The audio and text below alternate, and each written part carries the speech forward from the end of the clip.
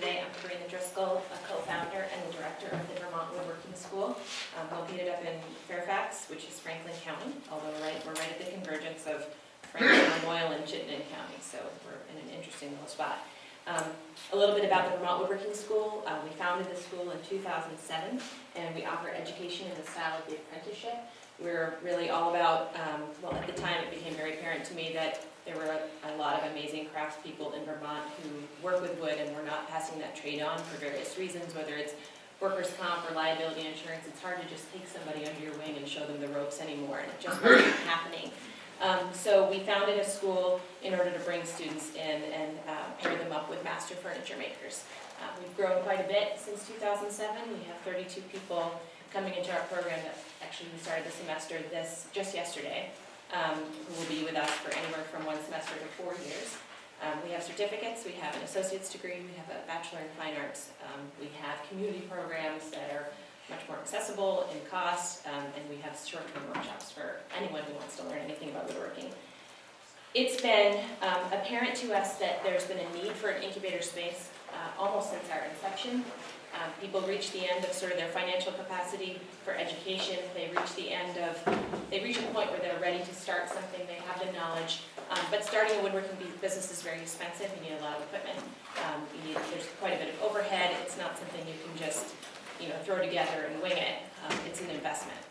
And it hasn't been financially viable for the Vermont Woodworking School to do that over the past six or so years that we've been in business as a school.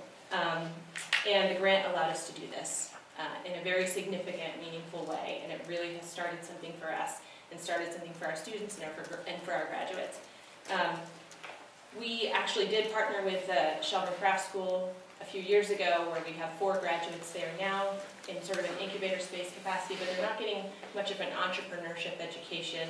They're starting small, they're starting slow, but it was a good example to see that if there were a place for them to go, immediately those slots were taken up, and there was an effort and investment on their part to create their own businesses.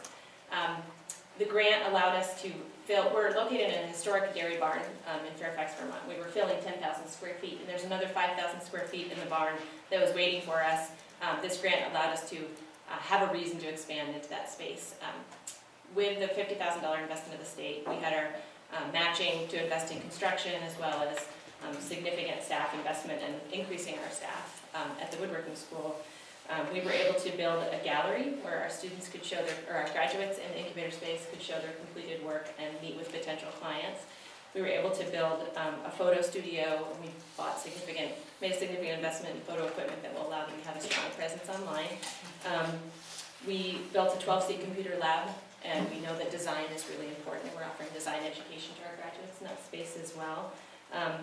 And then we also, of course, built the incubator space, the actual workshop space, where we have 5 tenants in there right now. It was supposed to be 4, but there was a lot of interest in getting in there. We made room for 5. It's a little tight, but they're all getting along. So that's going well. As far as what they're doing in the incubator space, they're very careful about their business ideas and have asked me not to get too specific, but what I can tell you is we have one person who has something that he's working on, a prototype for a product in a sporting goods industry. It's pretty neat. We have someone who's working on instrument stands and cabinets for very unique instruments, although I'm not allowed to tell you what kind of instruments they are. We have a couple that are working on custom furniture, and then another one who is prototyping for another Vermont business, and we think he just got snapped up by a business that's doing really well. At first I thought, oh no, we just lost someone, and I said, wait. Our incubator space is having a ripple effect. The Vermont Farm Table, Dustin, his last name is, I think, Glasgow. This is escaping me right now. But he's very happy to have our graduates, and one of our incubator students started prototyping for him on the side, and then it was clear that that was working well for everyone, and he said there's room for advancement. He's sorry he's leaving, but we already have somebody lined up for his spot. So there are many workshops that we've committed to that we've been offering in the grant. What's happened actually is we're investing significantly beyond that. It's clear to us that there's a real desire for an entrepreneurship education beyond the fundamentals that we're teaching in the actual craft of furniture making. So we're continuing to invest beyond what we committed to with the grant with instructors and consultants who are developing a longer-term education program. We're offering that essentially free to our incubator space tenants because they are our guinea pigs and they really want it, and we know that they're going to show up and we're all going to learn something.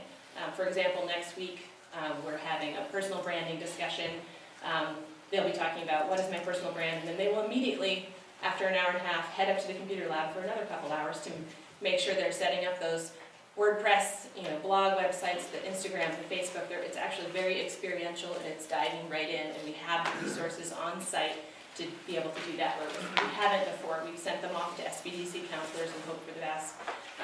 So we're excited about how that's working. We're also partnering with, we're applying to the Vermont Housing and Conservation Board. They received a grant for technical assistance.